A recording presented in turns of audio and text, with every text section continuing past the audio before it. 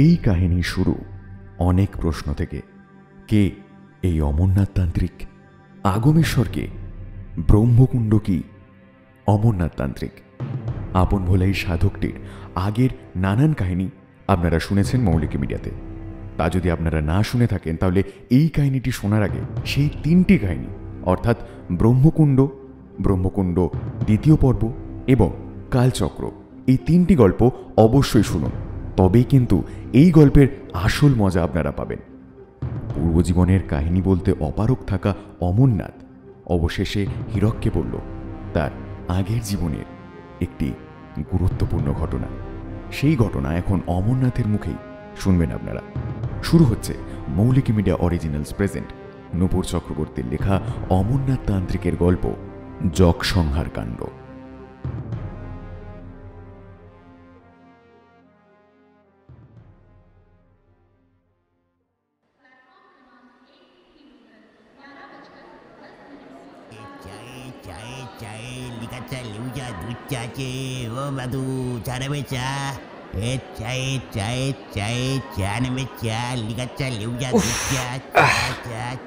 বিরক্তিকর ট্রেনটা কখন থেকে দাঁড়িয়ে রয়েছে, নড়াচড়ার কোনো লক্ষণও দেখছি না। বসে বসে হাত পাটা একদম অসাড় হয়ে গেল। যাই, ট্রেন থেকে একটু নেমে দাঁড়াই। তা যা বলেছ হীরক, লোহার খাঁচার ভেতরে একেবারে দম বন্ধ হয়ে যাচ্ছে। চলো দেখিনি। বাপরে, এ কি উঁচু! এ অমরনাথ, সাবধানে সাবধানে। না না, ঠিক আছে। আর জীবনে কত চড়াই উতরাই বেরিয়ে এলাম, আর এ তো সামান্য ট্রেন। এই যে গার্ড সাহেব, ও গার্ড সাহেব, আরে ব্যাপার কি? ট্রেন এতক্ষণ দাঁড়িয়ে রয়েছে, ছাড়বে কখন? আগে স্টেশনে মালগাড়ি দাঁড়িয়ে আছে, ওটা বর্ধমানে লুপ লাইনে উঠলে তবে এই গাড়ি ছাড়বে। ও তাই বলুন, বুঝলাম বুঝলাম। আচ্ছা, এই একটু আগে বললেন অনেক চড়াই উতরাই পেরিয়ে এসেছেন। আচ্ছা, তার অর্থ কি জীবনের কোনো সময়ে কি আপনাদের মতো তান্ত্রিকদের পরাজয় ঘটে না? তারা কি সত্যি অপরাজেয়? যদি তাই হয় তবে মানুষের জন্ম মৃত্যু এসব নিয়ন্ত্রণে তারা ব্যর্থ হয় কেন? বাবা, হঠাৎ এরকম অদ্ভুত প্রশ্ন। আচ্ছা, আপনারা তো নিজেদের দৈব শক্তির আধার বলে মনে করেন, তারপরেও মানুষের জীবনে এত দুঃখ। এই যেমন ধরুন নিবারণ, শহরে জীবনযাপনে অভ্যস্ত হয়ে পড়া ছেলেটা এই নির্জন জঙ্গলের তিলোত্তমার সাথে কি পুরো জীবনটা কাটিয়ে দিতে পারবে? তাই জিজ্ঞাসা করছিলাম। দেখো হীরক, মানুষ তার কর্মফল সাথে করে লিখে নিয়ে আসে। তাকে খণ্ডানোর ক্ষমতা স্বয়ং ঈশ্বরেরই নেই। আর নিবারণ তিলোত্তমার সাথে নির্জন জঙ্গলে সুখে নেই বলছো? আপনি আমার কথা এড়িয়ে যাচ্ছেন। তাছাড়া নিবারণের পরিস্থিতি হয়তো একটু পরেই দেখতে পাবো। আপনার সাথে দীর্ঘ 2 মাস তীর্থযাত্রা করে আজ আবার পলাশপুরে ফিরে যাচ্ছি। তবে এসব হেরে যাওয়া দুর্বল মানুষের মন্তব্য। সর্বজ্ঞ তান্ত্রিকের এরূপ মন্তব্য শোভা পায় না। দুর্বল? সত্যি আমি দুর্বল হীরক। আমি যে কখনোই সত্যিকারের তান্ত্রিক হতে পারিনি। আমার কোষ্ঠীতে নাকি লেখা ছিল 26 বছর বয়সে আমি ব্রহ্মজ্ঞান প্রাপ্ত হয়ে সংসার ত্যাগ করব। হয়েছি কিনা জানা নেই। শুনেছি ব্রহ্মজ্ঞান যে প্রাপ্ত হয় সে জন্ম মৃত্যু জরা কাউকেই ভয় পায় না। কিন্তু দেখো, আমি ভয় পাই হীরক। আমি মৃত্যুকে বড্ড বেশি ভয় পাই হীরক। ছোটবেলায় আমার এক দুঃসম্পর্কের কাকা ঘর ছেড়ে সন্ন্যাসী হয়ে গিয়েছিলেন। যেদিন তিনি ঘর ছাড়েন তার আগের দিন রাতের আকাশ নাকি অদ্ভুত লাল আভায় ঢেকে গিয়েছিল। তাছাড়া গ্রামের বিভিন্ন বয়স্ক মানুষের কাছে শুনেছি যাদের কপালে সন্ন্যাস লেখা থাকে তাদের জন্মের সময় প্রকৃতিতে নাকি নানান অঘটন ঘটে। কখনো উল্কাপাত হয়, কখনো আবার আকাশ জুড়ে আলো দেখা যায়। তা আপনার জন্মের আগে তেমন কিছু ঘটেনি? না না না, তেমন আশ্চর্যজনক কিছুই হয়নি। তবে মাকে শুনতে হয়েছিল আমাকে নিয়ে নানান অপবাদ। নামকরণের সময় পণ্ডিতরা বলেছিলেন যে আমি নাকি সুলক্ষণযুক্ত নয়, আমার কর্মফলে পরিবারের সবাই শেষ হয়ে যাবে, আরও নানান কত কিছু। সেগুলো কি সব মিলেছে, নাকি ভবিষ্যৎবাণী ভবিষ্যতের জন্যই রয়ে গেছে? ভবিষ্যৎবাণী? শোনো, তবে তোমার একটা কাহিনী বলি। শুনতে আমি জানি তোমার অবিশ্বাস্য লাগবে, মনে হবে বানানো রূপকথা। তবে বিশ্বাস করো, এ প্রত্যেকটি বাক্য সত্যি। তারপর নয় তুমি বিচার করো আমাকে নিয়ে করা ভবিষ্যৎবাণী মিলেছে নাকি মেলেনি। বলুন না, শুনি। মাঝে মাঝে কি মনে হয় জানো হীরক, এই আমিটা যেন আমি নই, অন্য কেউ এসে আমার শরীরটা দখল করে নিয়েছে। মাঝে মাঝেই সেই অচেনা ব্যক্তি সময় অসময় আমার শরীরের ভেতর থেকে মাথা চারা দিয়ে ওঠে। আজ যা আমি তোমাকে বলবো তা আমার জীবনের এক অত্যন্ত গোপন ঘটনা, কিন্তু তাও বলবো, অন্তত একজনের হলেও জানা দরকার। আজ আমাকে যেরকম দেখছো আমি মোটেই এরকম ছিলাম না হীরক। 10 বছর বয়সের কোঠা পার হওয়ার আগেই টেরি বাগাতে শিখে গিয়েছিলাম বলেই বোধহয় বাবা 18 বছর বয়সে আমার বিবাহ ঠিক করেছিলেন পদ্মাপাড়ের পাট ব্যবসায়ীর একমাত্র কন্যা মধুর সাথে। পুরো নাম মধুরানী ভট্টাচার্য। দিনটা ছিল বৌভাতের বিকেল। ঘরের কোলাহল থেকে নির্জনতা খুঁজে পেতে বিকেলের দিকে একটু সমুদ্রের ধারে গিয়েছিলাম। আমার ঠাকুরদার বাবা দুজনেই আমার সাথে গিয়েছিলেন। পরন্ত বিকেলের আলোয় সাগরের জল লাল হয়ে উঠেছিল একেবারে। আমরা 3 জন বালির ঢিবির ওপর সবে বসেছি, ঠিক তখনই আমার ঠাকুরদা উঠে দাঁড়িয়ে কপালের ওপর হাত দিয়ে দিগন্তের দিকে তাকিয়ে রইলেন কিছুক্ষণ। তারপর কাঁপতে কাঁপতে আমার বাবাকে বললেন, পালা পালা, অমরকে নিয়ে পালা, অমরকে নিয়ে পালা, ওরা আসছে। আমি অবাক হয়ে জিজ্ঞেস করলাম, ওরা কারা দাদু? ওরা ওরা ওরা দস্যু দস্যু মার্গ মার পালা। দেখতে দেখতে দিগন্তের জল কালো হয়ে উঠল। পিঁপড়ের মতন একটা দল যেন দ্রুত এগিয়ে আসছে সমুদ্রের তীরের দিকে, সাথে মৃদু ভন ভন শব্দ। বাবার মুখের দিকে তাকিয়ে দেখি তার মুখ সাদা হয়ে গেছে ভয়। কিছু বুঝে ওঠার আগে হঠাৎ তিনি আমার হাত ধরে দৌড়তে শুরু করলেন বাড়ির দিকে। পেছন থেকে ছুটতে ছুটতে ঠাকুরদা চেঁচিয়ে বললেন, গ্রামে গিয়ে খবর দে, সবাইকে পালাতে বল শিগগির। অমর দাদু ভাই, বাবা মাকে দেখিস। বাকিটুকু আর শুনতে পাইনি সেদিন। তার আগেই আমরা গ্রামের রাস্তায় ঢুকে পড়েছিলাম। বাবার চোখ দিয়ে তখন জল গড়িয়ে পড়ছিল, কারণ দাদুকে আমরা আর দেখতে পাইনি। বাবার কথা শুনে বাড়িতে কান্নার রোল উঠল। মা দ্রুত ঠাকুর ঘর থেকে শাঁখটা নিয়ে এসে বাজাতে শুরু করলেন। এক এক করে গ্রামের সব বাড়ি থেকে উলু অথবা শঙ্খধ্বনির আওয়াজ ভেসে আসতে শুরু করলো। সন্ধ্যের ঠিক মুখেই যা তাণ্ডব শুরু হলো তা এখন তুমি কল্পনাও করতে পারবে না হীরক। পিশাচের মতন কালো কালো জীর্ণ পোশাক পরা লোকের দল সমুদ্রের ঢেউয়ের মতো আছড়ে পড়ল গ্রামে। বাড়ি ঘর ভেঙে মাটিতে মিশিয়ে দেওয়া হলো নিমিষেই। আমার চোখের সামনেই বাবার মাথাটা তরোয়ালের এক কোপে ধর থেকে আলাদা হয়ে গেল। বাবার রক্ত ছিটকে পড়ল তার পুত্রের পায়ে, এই আমার পায়ে।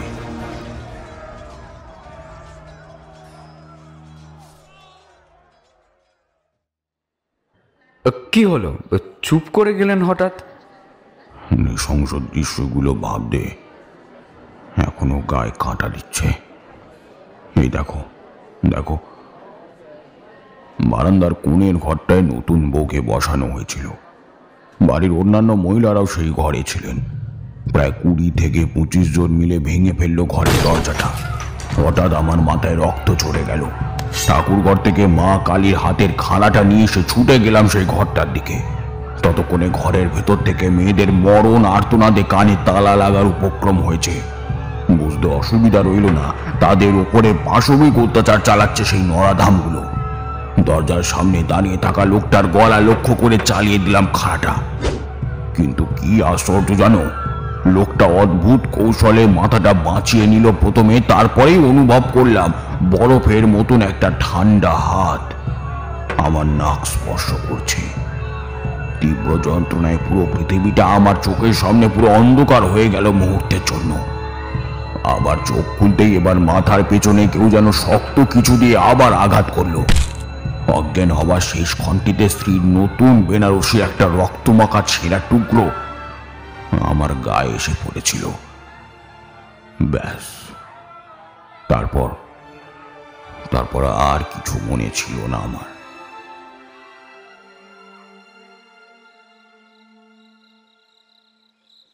যখন জ্ঞান ফিরল তখন অনুভব করলাম একটা অন্ধকার স্যাঁতস্যাঁতে দুর্গন্ধময় ঘরে আমি আটকে রয়েছি। হাত দুটো দেয়ালের সাথে বেঁধে রাখা হয়েছে। ছাড়ানোর চেষ্টা করলাম, কিন্তু প্রচণ্ড যন্ত্রণায় আমার শরীর ঝিমঝিম করে উঠল। কেন জানো হীরক? কেন? আচ্ছা একটু দাঁড়ান, চা অনেকক্ষণ ধরে চা করছে মনটা। একটু দাঁড়ান তো, চা পাই কিনা দেখি। আমাদের কামরায় তখন একটা চাওয়ালা উঠেছিল। না, দেখতে পেলাম না। যাকে, হ্যাঁ আপনি বলুন, চা নয় পরে খাওয়া যাবে। কি যেন বলছিলাম? ও হ্যাঁ, মনে পড়েছে। আসলে ওরা আমার হাতের তালু কুঞ্চি দিয়ে ফুটো করে দেওয়ালে আটকে দিয়েছিল। মরার মতন পড়ে রইলাম বেশ কিছুক্ষণ। একটু পরেই আমার সামনের অন্ধকারটা দুভাগে ভাগ হয়ে গেল। সূর্যের আলো মহা উল্লাসে প্রবেশ করলো ভেতরে। 4 জন লোক এসে দাঁড়িয়েছে দরজার সামনে। তাদের মধ্যে 2 জন ভেতরে প্রবেশ করলো। সাথে সাথে একটা বিজাতীয় দুর্গন্ধে ভরে উঠল ঘরখানা। আমার পাশে আরো একজনকে আমার মতন বেঁধে রাখা হয়েছিল। লোক দুটো তার হাতটা না ছাড়িয়ে এই শরীরটা টানতে টানতে বাইরে নিয়ে গেল। দেওয়ালের গায়ে আটকে রইল তার ছিন্ন ক্ষত বিক্ষত রক্তাক্ত হাতের তালুটা। মানুষটার সেই মরণ আর্তনাদ চোখ বুঝলেই আমি যেন আজও শুনতে পাই। ওই 2 জন চলে যাওয়ার পর দরজায় দাঁড়ানো বাকি 2 জনের মধ্যে একজন এগিয়ে এলো আমার কাছে। বেশ বুঝতে পারলাম আমার পরিস্থিতি ওই একই হতে চলেছে। মরছি তাতে দুঃখ নেই, তবে অনুরোধ করব নিয়ে যাওয়ার আগে যেন আমার হাতের বাঁধনটা অন্তত খুলে দেওয়া হোক। কিন্তু আলখাল্লার মতন পোশাক পরা মুখ ঢাকা লোকটা এসে আমার সামনে দাঁড়িয়ে পড়ল। তারপর দরজায় দাঁড়ানো অপরজনকে ইশারা করে বাইরে নজর রাখতে বলে সামনে হাঁটু গেড়ে বসে কোমর থেকে একটা চ্যাপ্টা টিনের কৌটো বার করে আমার মুখের সামনে ধরল। তেষ্টায় তখন গলা শুকিয়ে কাঠ। এক চুমুকে পুরো জলটা শেষ করে দিলাম। লোকটা কৌটোটা আবার কোমরে গুঁজে পরিষ্কার নারী কণ্ঠে বাংলা ভাষায় আমাকে বলল, ভয় পেও না, তোমার এখনো সময় হয়নি।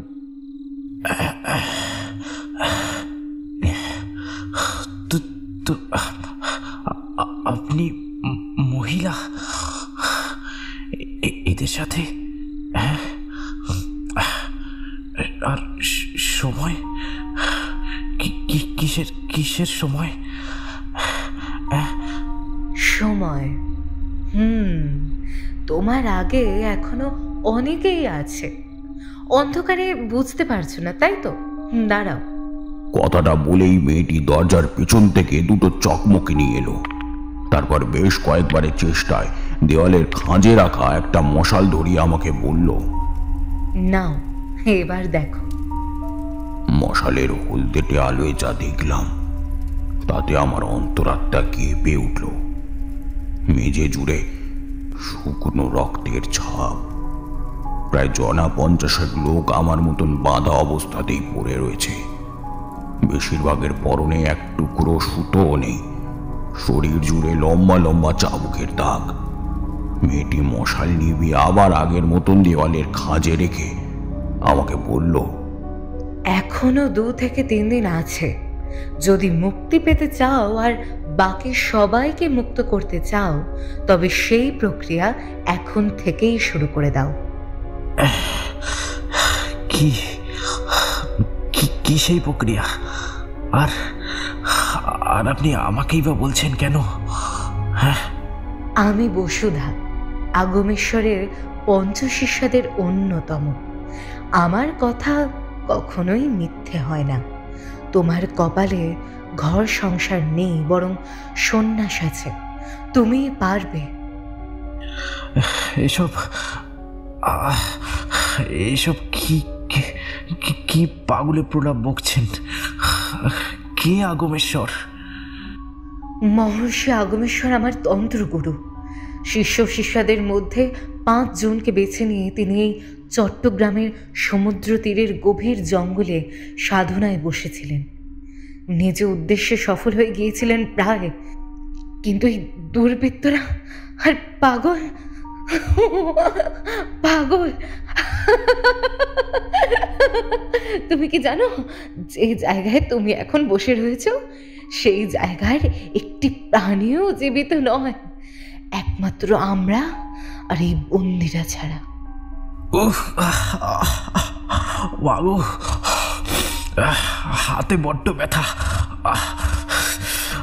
আপনি আপনি বলতে চাইছেন এরা সবাই মৃত? সব বাজে কথা।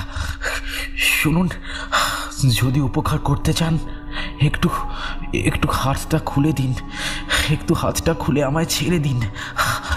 জানি না বাড়িতে কি পরিস্থিতি, এখন কি অবস্থা ওখানে। ভগবান আপনার মঙ্গল করবে। খুলে দেব? তারপর তারপর বাইরে যাবে বুঝি? বাইরে কোথায় যাবে? চারদিকে তো সমুদ্র। আমি চিৎকার করব, আশেপাশের সমস্ত নৌকাগুলোকে জানাবো। চিৎকার? পথ যেথায় দিশাহীন, ঈশ্বর সেথায় দৃষ্টিহীন। বোধহয় জানো না, তুমি তো দূরের কথা, এই অঞ্চল আর তার বাসিন্দারা ঘন কুয়াশার কারণে পৃথিবীর মানুষের চোখে অদৃশ্য। না, বিশ্বাস হয় না। বিশ্বাস? দাঁড়াও। বসুদা আমার থেকে হাত 2 দূরে দেয়াল থেকে একটা পাটাতন সরিয়ে নিল। সাথে সাথে এক ঝলক ঠান্ডা হাওয়া ঘরে এসে ঢুকলো। অনেক কষ্টে একটু এগিয়ে দেওয়ালে সেই ফাঁকে চোখ রাখলাম। আমাদের ঘরের পাশাপাশি আরও একটি ঘর জরাজীর্ণ অবস্থায় দাঁড়িয়ে রয়েছে। ঘরগুলোর মাথা ঘিরে রেখেছে তুলোর মতন অদ্ভুত কালো কুয়াশা। কিন্তু অদ্ভুত ব্যাপার, সেই ঘরগুলোর গঠনশৈলী আমাদের এখানকার নয়, অত্যন্ত পুরনো। তাছাড়া সবকটা ঘর কুচকুচে কালো, যেন এক্ষুনি আগুনে ঝলসানো অবস্থায় তুলে আনা হয়েছে। ঠিক এমন সময় বাইরে পায়ের আওয়াজ শোনা গেল। বসুদা দ্রুত পাটাতন নামিয়ে দিয়ে ঘর থেকে বেরিয়ে যেতে যেতে বলল, আওয়াজ করবে না, রাতে আসছি, তখন সব কথা হবে। অন্ধকার ঘরে দীর্ঘ সময় থাকার ফলে দিন আর রাতের তফাৎটা ঠিক বুঝতে পারলাম না। আমি জানি বাড়িতে আর কেউ বোধহয় পিছে নেই, তাহলে আমাকেও মেরে ফেলতে পারত। কেনই বা বাঁচিয়ে রাখলো আর এখানে বন্দি করে রাখলো? বাবা, মা, সদ্য বিবাহিত স্ত্রী, সবার মুখগুলো যেন আমার চোখের সামনে ভেসে উঠছিল বারবার। মারা যাওয়ার সময় কত কষ্ট পেয়ে মরেছে বেচারাগুলো। সারাদিন কেউ এলো না, খাবার এমনকি এক বিন্দু জলও কেউ দিল না। মাঝে শুধু একবার মনে হয়েছিল বাড়িটা যেন চলতে শুরু করেছে। আমার দরজার বাইরে হাঁটা চলার আওয়াজ ক্রমশ যেন বেড়ে উঠছে। একঘেয়ে সেই আওয়াজ শুনতে শুনতে চোখে কখন যেন তন্দ্রা নেমে এসেছিল।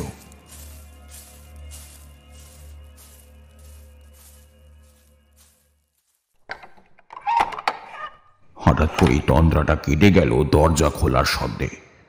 মাটির প্রদীপ হাতে ভেতরে এসে দাঁড়িয়েছে বসুদা, তবে এখন তার অন্য রূপ।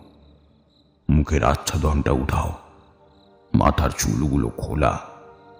বয়স বোধ করি 20-22 বেশি হবে না। সমস্ত চেহারায় একটা অপার্থিব স্নেহ আর শান্তি বিরাজ করছে।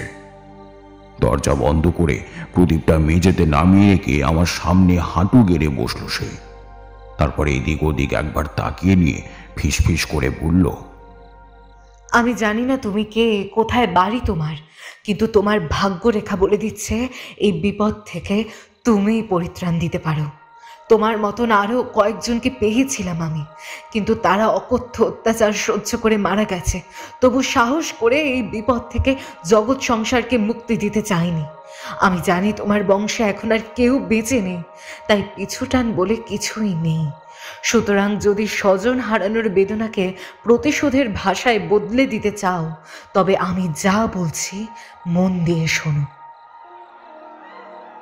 মুহূর্তের মধ্যেই আমার কানে গতকালে সেই নরপিশাচদের অত্যাচারে মেয়েদের আর্তনাদ ভেসে এলো।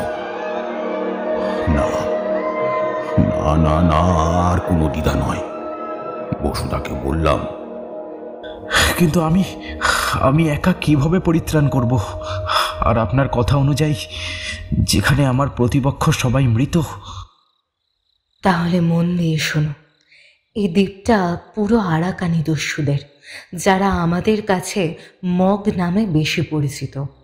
মুঘল আমলে এই জলদস্যুরা ছিল বাংলাদেশের ত্রাস, যাদের আতঙ্কে থরথর করে কাঁপত বাংলার নদী তীরবর্তী গ্রামগুলো। এদের মধ্যে বেশিরভাগই ছিল দাগি পর্তুগিজ আসামি। মানুষের উপর নির্মম অত্যাচার, লুটপাট করা এবং লোকজনকে ধরে নিয়ে গিয়ে দাক্ষিণাত্যে দাস হিসেবে বিক্রি করে দেওয়া ছিল এদের প্রধান জীবিকা। হিন্দু সমাজে মগরা ছিল অস্পৃশ্য, ফলে কোনো নারী যদি অতি কষ্টে তাদের থেকে বাঁচতে সক্ষম হতো, তবে তাকে হিন্দু সমাজে ঠাঁই দেওয়া হতো না আর। তবে পাপের সাম্রাজ্য একদিন নির্যাতিতদের অভিশাপে ধ্বংস হবেই, এটাই চিরাচরিত সত্য। এক্ষেত্রেও তার অন্যথা হয়নি। একসময় মোগল সেনাদের সাথে যুদ্ধে পুরোপুরি ইতিহাস হয়ে যায় মগ সাম্রাজ্য। শুনেছিলাম এই চট্টগ্রামের উপকূলেই নাকি শায়েস্তা খানের সেনাবাহিনীর একটা অংশের সাথে মগদের প্রচণ্ড সংঘর্ষ হয়েছিল। তাদের অত্যাচার পাল্টা তাদের মতো করে ফিরিয়ে দেওয়া হয়েছিল সেই যুদ্ধে। অনেক জলদস্যুকে হাত পা কেটে জীবন্ত পুঁতে দেওয়া হয়েছিল এই উপকূলের মাটিতে। এবার আমাদের কথায় আসে। কামাখ্যার গহীন অরণ্য থেকে মহর্ষি আগমেশ্বরের সাথে তার নির্বাচিত পঞ্চশিষ্যা আমি, সুপ্রভা, বৈদেহী, চণ্ডালী এবং রোহিণী পদব্রজে এসে হাজির হয়েছিলাম চট্টগ্রামের সমুদ্র উপকূলবর্তী একটি অত্যন্ত গোপন এবং গভীর জঙ্গলে। কিন্তু কেন এত দূর থেকে এই বঙ্গদেশে আগমন? কেন? আমরা লোকমুখে জ্ঞাত হয়েছিলাম আরাকানি দস্যুরা নাকি তাদের প্রত্যেক অভিযানে একজন করে ধর্মগুরু রাখত, যাদের জ্ঞান ছিল অসীম। কালো জাদু বিদ্যায় তারা ছিল অত্যন্ত পারদর্শী। আমরা এখন যেখানে রয়েছি সেই দ্বীপটার নাম সন্দ্বীপ। এই দ্বীপের বসবাসকারী মগদের প্রধান ছিলেন বসন্ত ধর্মসেনা। অত্যাচারী হিসেবে যথেষ্ট নাম ছিল তার। মুঘল সেনা যখন এই দ্বীপ আক্রমণ করে, তখন পালাবার পথ না পেয়ে বসন্ত ধর্মসেনা হাজির হন সেই নির্দিষ্ট ধর্মগুরুর কাছে। তিনি পরামর্শ দেন লুণ্ঠিত সমস্ত সম্পত্তি মাটিতে পুঁতে রেখে নিজ সেনাদেরকেও দ্বীপের মাটিতে প্রথিত করতে। এই মাটির নিচে থাকা সৈনিকদের আত্মা যক্ষের মতো মৃত্যুর পরে সমস্ত ধন সম্পত্তি পাহারা দেবে। কিন্তু আত্মাকে তো আর বন্দি করা যায় না, তাকে অস্ত্র আগুন কিছু দিয়েই নষ্ট করা যায় না। সে মুক্ত, সর্বভূতগামী। নৈনং ছিন্দন্তি শস্ত্রাণি নৈনং দহতে পাবক, ন চৈনং ক্লেদয়ন্তাপ ন শোষয়তি মারুত। আর এখানেই ছিল মগ ধর্মগুরুদের কেরামতি। তারা সুকৌশলে মৃতদেহের মধ্যেই আত্মাকে বন্দি করে রেখেছিলেন। তার জন্য অবশ্য বসন্ত ধর্মসেনাকে বড় অঙ্কের মূল্য দিতে হয়েছিল। নিজের মস্তক নিজ হাতে ছিন্ন করে দান করতে হয়েছিল ধর্মগুরুর হাতে। এই মস্তকের মধ্যে রেখে দেওয়া হয়েছিল সৈনিকদের মূল চালিকা শক্তি, অর্থাৎ বসন্ত সেনা মৃত্যুর পরেও নিয়ন্ত্রণ করতে পারবে তার সৈনিকদের। আমরা এই কৌশলের প্রক্রিয়া জানতেই হাজির হয়েছিলাম এখানে। গুরুদেব আগমেশ্বর সফল হয়েছিলেন তার কাজে, তবে আমরা তখন জানতাম না ঠিক কোথায় পুঁতে দেওয়া হয়েছিল সৈনিকদের। একদিন রাতে আমাদের অধ্যয়নের প্রক্রিয়া যখন শেষ পথে, ঠিক তখনই রোহিণীর একটি ভুলে জেগে ওঠে মৃত নরপশুদের দল। তারা প্রথমেই হত্যা করতে উদ্যত হয় আগমেশ্বরকে, কিন্তু তিনি অল্পের জন্য প্রাণে বেঁচে গেলেও অজ্ঞান হয়ে যান। অতর্কিতে হামলা হওয়ায় আমরা কেউ প্রতিরোধ করে তুলতে পারিনি। তাছাড়া আগমেশ্বর আমাদের সমস্ত ক্ষমতার উৎস, তাই তাঁর দেহ যাতে এদের হাতে না পড়ে আমরা একটি ঘরে সারা রাত লুকিয়ে থাকি এবং যোগনিদ্রায় আচ্ছন্ন করে গুরুদেবের দেহটা লুকিয়ে রাখি সেই ঘরে রাখা কফিনের মতন একটি বাক্সে। আর দুর্ভাগ্যবশত সেই বাক্সেই ছিল বসন্ত সেনার ছিন্ন মুন্ডুটা। এদিকে সৈনিকদের মৃতদেহগুলোতে প্রাণ ফিরতেই শুরু হয়ে গেছে তাণ্ডব লীলা। নিজেদের ঘরগুলোকেই ওরা ভেঙে তছনছ করছে এক এক করে। আমি কথার মাঝখানে বসুদাকে থামিয়ে জিজ্ঞেস করলাম, অদ্ভুত বিষয়, ওরা তাহলে আপনাদের হত্যা করলো না কেন? আরকানি ধর্মগুরুরা আত্মাকে বন্দি করতে পারলেও তাদের শক্তির উৎসের কথা চিন্তা করেননি। এই উৎসের কথা একমাত্র আমরাই জানতে পেরেছি। আসলে মৃত সৈনিকদের দেহ প্রাণ ফিরে পেলেও তা সূর্যের আলো ফোটা পর্যন্ত টিকিয়ে রাখতে দরকার রক্তের, একজন পূর্ণবয়স্ক মানুষের সম্পূর্ণ রক্ত, যার হদিশ দিতে পারি একমাত্র আমরাই। কিন্তু আপনারা তো এখান থেকে পালাতেও পারতেন। গুরুদেব ওদের হাতে বন্দি, তাকে না নিয়ে আমরা পালাবো? আমি গুরুদেবকে ছাড়া একা যেতে বলছি না, বাক্স সহ ওনাকে। এই বাক্স একবার বন্ধ হয়ে গেলে তা খোলার জন্য একটা অদ্ভুত কৌশল প্রয়োগ করতে হয়। কিন্তু প্রধান সমস্যা এই, বাক্স খোলার কৌশল জানলেও আমরা কিছুতেই প্রয়োগ করতে পারছি না, আর প্রয়োগ করতে না পারলে তা কোনোদিন খুলবেও না।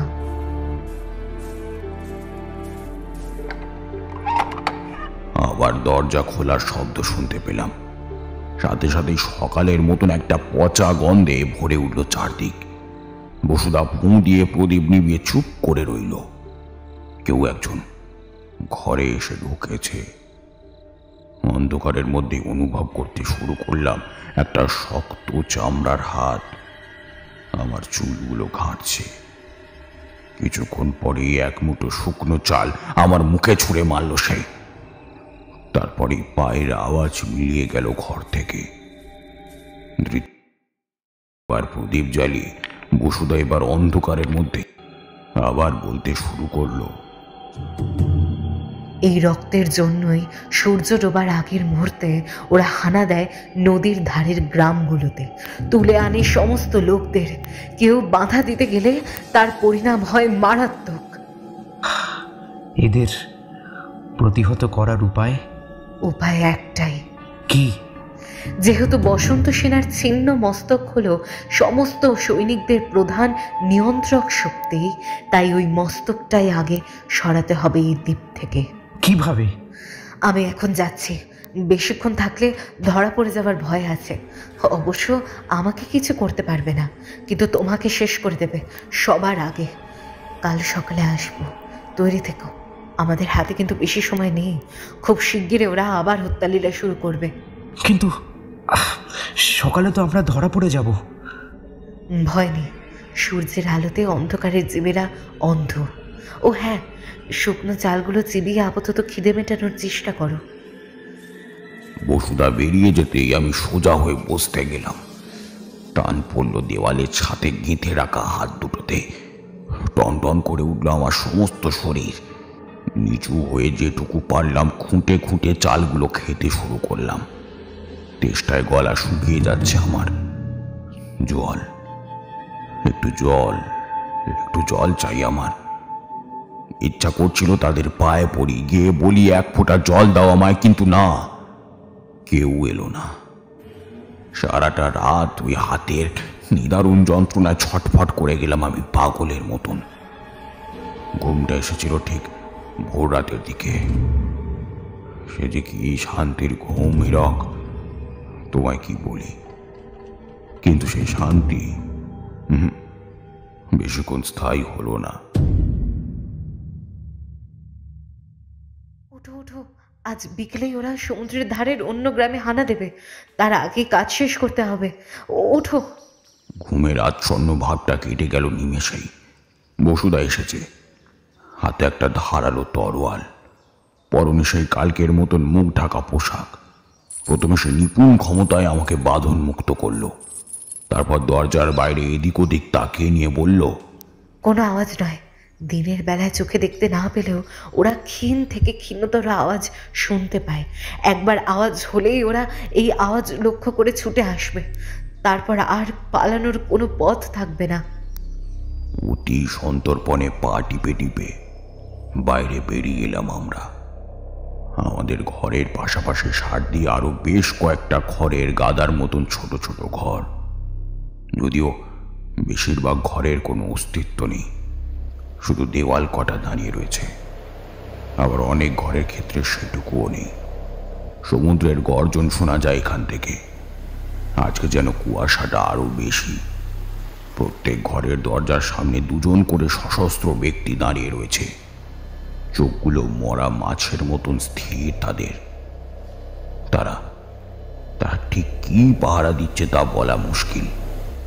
আমি আর বসুদা দুজনেই হেঁটে চলেছি। যত এগোচ্ছি তত এরকম ভগ্নস্তূপের সংখ্যা বাড়ছে। হঠাৎ বসুদা থমকে দাঁড়িয়ে পড়ে আঙুল দিয়ে ইশারা করে দূরের একটা বটগাছের দিকে দেখিয়ে দিল। উফ, কি ভয়ানক সেই দৃশ্য হীরক! বটগাছের মাথার ওপর চক্রাকারে শকুন আর কাক উড়ে বেড়াচ্ছে। গাছের বেশিরভাগ ডাল জুড়ে মানুষের নাড়ি ভুঁড়ি পচা গলা মাংস স্তূপাকৃত হয়ে ঝুলছে। বিভৎস সেই পরিবেশ। পেটের ভেতরটা ফুলে উঠছিল সেই মর্মান্তিক দৃশ্যে। আমি আর বসুদা যত দ্রুত সম্ভব জায়গাটা পেরিয়ে আরো সামনে এগিয়ে গেলাম। এখান থেকে বাঁশঝাড় আর জঙ্গলে শুরু।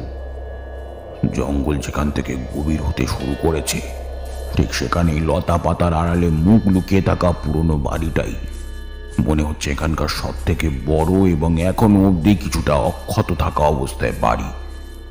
বসুদার মুখে শুনলাম এটাই নাকি বসন্ত ধর্মসেনার থাকার জায়গা ছিল। কিন্তু ঢুকতে গিয়েও আবার দাঁড়িয়ে পড়তে হলো, কারণ বাড়ির সামনে জলাশয়ের জলটা পুরো লাল হয়ে উঠেছে ধীরে ধীরে। ভুল দেখছি না তো? চোখ মুছে নিলাম বার কয়েক। না, ঠিকই দেখছি।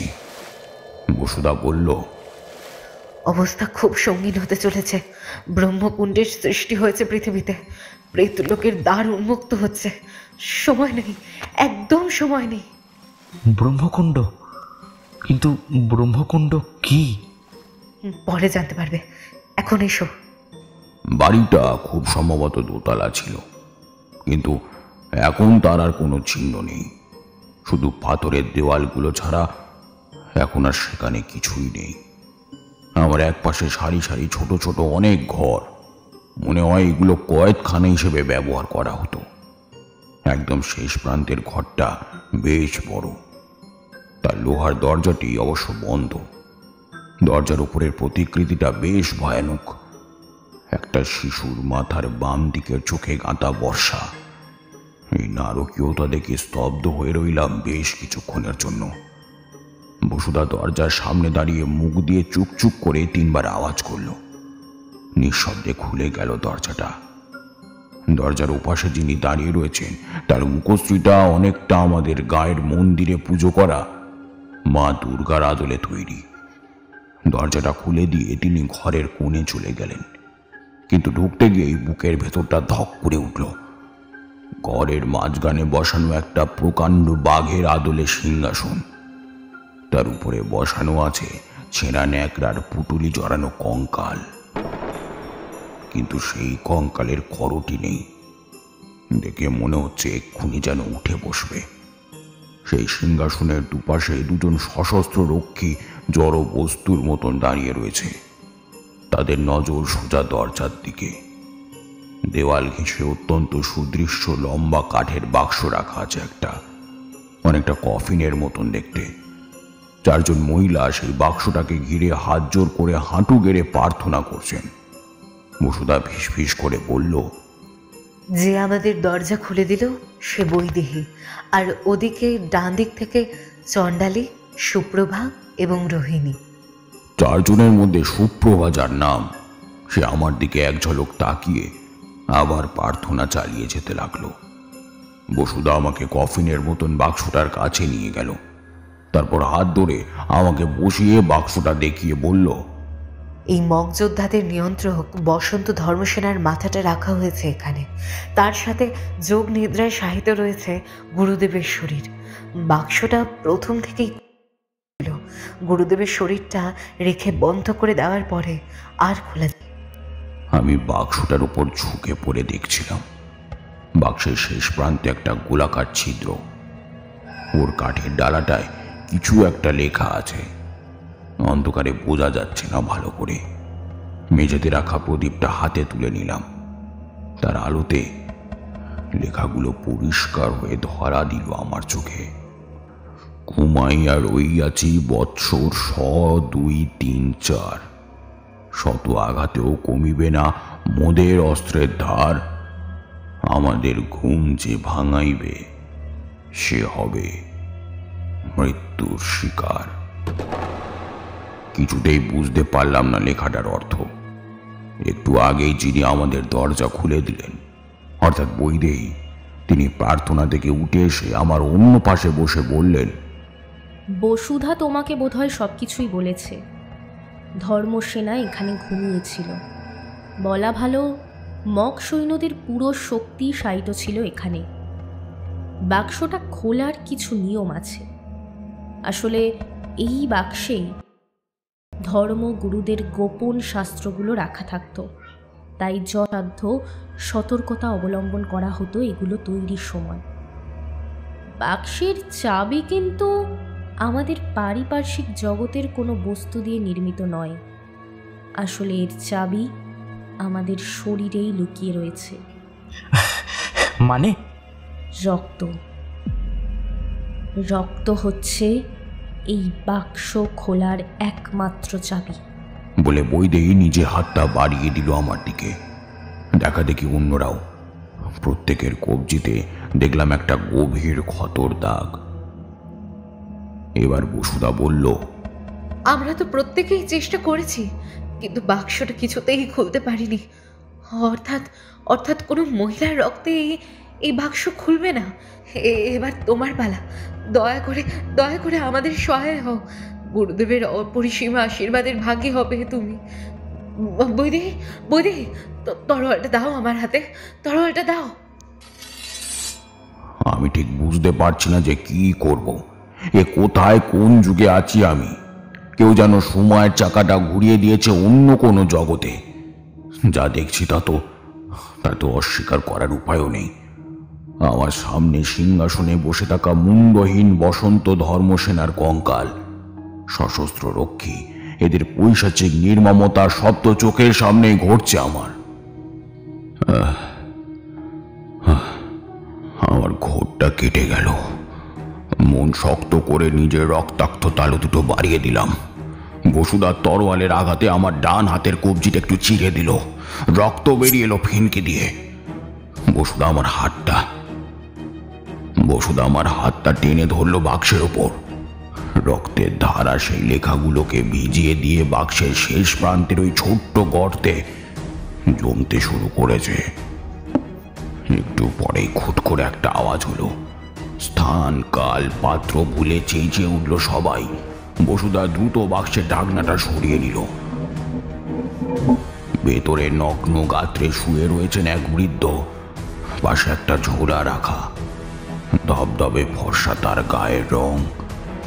মাথার পাশে সোনার পাত্রে একটা মাথা রাখা আছে মানুষের। মগ ধর্মগুরুদের আশ্চর্য শক্তির নিদর্শন বসন্ত ধর্মসেনার মাথা, যা এখনো অবিকৃত। 1 ইঞ্চি চামড়াও যার কুঁচকায়নি। কিন্তু ঘরের ভেতরে হঠাৎ একটা মর্মর শব্দ শুরু হলো। তাকিয়ে দেখি কঙ্কালটা উঠে দাঁড়িয়েছে। সশস্ত্র রক্ষীদের মুখ আমাদের দিকে ঘোরানো। বিদ্যুৎ চমকের মতন মনে পড়ল বৈদেহীর কথাটা। দিনের বেলা এরা চোখে দেখতে পায় না, কিন্তু কানে শুনতে পায়। অর্থাৎ একটু আগের উল্লাসধ্বনি এদের কানে পৌঁছে গেছে। বসুদা আমাকে বলল, পালাও পালাও, শিগগিরই এখান থেকে এই মাথাটা আর গুরুদেবের দেহটা নিয়ে এই দ্বীপ ছেড়ে যত দূর সম্ভব পালিয়ে যাও। তীরে উঠে গুরুদেবের দেহটা পুড়িয়ে তার ছাইগুলো কোনো ব্রহ্মকুণ্ডে নিক্ষেপ করো। কি, একটা জ্যান্ত মানুষকে পুড়িয়ে দেব? না না, অসম্ভব, আমি পারবো না। আর কিচ্ছু করার নেই এই মুহূর্তে। যোগ নিদ্রায় শায়িত গুরুদেবকে জাগাতে হলে অনেক সময় দরকার। এই মুহূর্তে সেই সময় নেই। কিন্তু কিন্তু এই কাজ আমি পারবো না। পারতে তোমাকে হবে, পারতেই হবে তোমাকে। তুমি মুক্ত হলে এখানকার আত্মারা মুক্ত হবে, এই সংসার বাঁচবে। মেনে নাও, মেনে নাও। বোধহয় গুরুদেবের এইটাই ইচ্ছে। এমন সময় বসুদার ঘাড়ে তলোয়ারের আঘাত এসে পড়ার উপক্রম হলো, কিন্তু তার আগেই বৈদেহীর হাতের তরোয়াল ঝলসে উঠল। বসুদাকে এক ধাক্কায় সরিয়ে দিয়ে বিদ্যুৎ বেগে সে তলোয়ার চালিয়ে দিল রক্ষীর গলা উদ্দেশ্য করে। ওই অবস্থাতেই আমাকে বলল, তুমি পালিয়ে যাও, আমাদের কথা শোনো। আমি বেশিক্ষণ এদের ঠেকিয়ে রাখতে পারবো না। এরা মরবে না। যতক্ষণ ধর্মসেনার মাথাটা অক্ষত রয়েছে ততক্ষণ ওরা অমর। বোধহয় আমার সাথে কথা বলার সুযোগেই অসতর্ক হয়ে পড়েছিল বৈদেহী।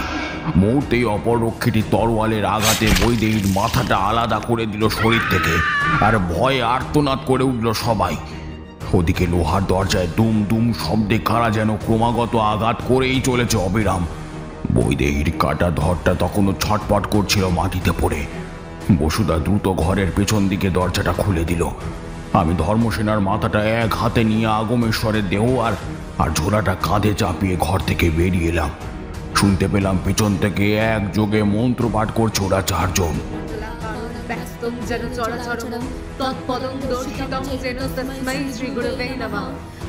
আমি দৌড়াতে শুরু করলাম বন জঙ্গল ভেদ করে। ওদের মন্ত্রোচ্চারণের আওয়াজ আস্তে আস্তে ক্ষীণ হয়ে আসছে। তার বদলে শোনা যাচ্ছে পৈশাচের উল্লাস। গাছগাছালির গায়ে ঘষাকে আমার শরীরের বিভিন্ন জায়গা যেন ছড়ে যাচ্ছে। হাতের ক্ষতস্থান থেকে গড়িয়ে পড়া রক্তে ভেসে যাচ্ছে আমার সমগ্র পোশাক। কিন্তু সেই দিকে আমার কোনো খেয়াল নেই। হঠাৎ পা হড়কে গেল আমার। সোজা গিয়ে পড়লাম বরফের মতন ঠান্ডা জলে। নোনা জলের ছোঁয়ায় শরীরের কাটা ঘাগুলো জ্বালা করতে শুরু করলো আমার। কিন্তু আগমেশ্বরের দেহটা যেন আমাকে ভাসিয়ে রাখছিল জলে, টেনে নিয়ে যাচ্ছিল নৌকার মতন। তারপর যে কত কষ্ট করে তীরে এসে উঠেছি সে অনেক কথা।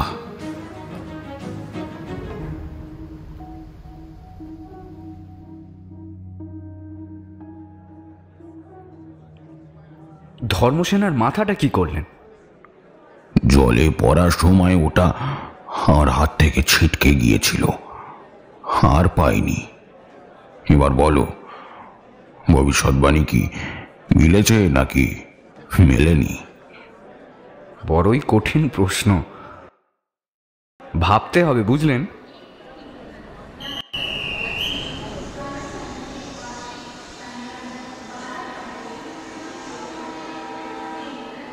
আরে হীরক, চলো চলো, ট্রেন ছেড়ে দিল বলে। ওদিকে নিবারণ নিবারণ নিবারণ। বাপরে, ছাড়লো অবশেষে। আরে আপনি ওই জঙ্গলের দিকে কি দেখছেন? এই উঠে আসুন, উঠে আসুন।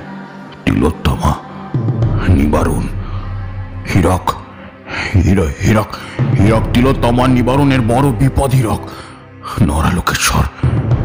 নরালোকেশ্বর কাপালিক ফিরে এসেছে ওই গ্রামে। আমাদের যেতে হবে। শেষ হলো আমাদের আজকের নিবেদন, নূপুর চক্রবর্তীর লেখা অমরনাথ তান্ত্রিকের গল্প যগসংহার কাণ্ড। যগসংহারের ঘটনা এখানে শেষ হলেও অমরনাথের গল্প এখনো কিন্তু শেষ হয়নি। সে আসবে, কিন্তু কবে তা ঠিক করবেন আপনারা। অমরনাথের এই অভিযান ভালো লাগলে কিংবা আগামী অভিযান শুনতে চাইলে কমেন্টে তা জানাতে কিন্তু ভুলবেন না, কেননা আপনাদের মতামতের ওপরই নির্ভর করছে অমরনাথের ট্রেনের গন্তব্যস্থলে পৌঁছানোর সময় কিংবা তার জীবনের আরেক রহস্যময় অলৌকিক ঘটনার কথা আপনাদের সামনে আনার দ্রুততা। হীরক আর নিবারণ কিন্তু অপেক্ষা করছে। আপনারা গল্পের সমগ্র পরিচালনায় ও হীরকের চরিত্রে প্রত্যয়, কিশোর অমরনাথের চরিত্রে নীল, অমরনাথের দাদুর চরিত্রে অরূপ, বসুধা সুপ্রজা, বৈদেহী মৌমিতা এবং অমরনাথ তান্ত্রিক ও স্টেশন মাস্টারের চরিত্রে আমি দীপম। পোস্টার ডিজাইনে ক্রিয়েটিভিটিক্স এবং সাউন্ড ডিজাইনে এমইএম প্রোডাকশন। কেমন লাগলো আমাদের আজকের গল্প তা অবশ্যই জানান আমাদের কমেন্ট বক্সে। আর গল্পটি ভালো লাগলে এটিকে লাইক করুন, শেয়ার করুন, আর হ্যাঁ, চ্যানেলটিকে সাবস্ক্রাইব করতে কিন্তু একদম ভুলবেন না। আপনিও যদি আপনার লেখা গল্প আমাদের দিতে চান তবে মেল করুন আমাদের ডেসক্রিপশন বক্সে দেওয়া মেল আইডিতে। আমরা আবারও হাজির হব এমন নানান ভিন্ন স্বাদের গল্প নিয়ে। ততদিন stay safe and stay tuned into মৌলিক ই মিডিয়া।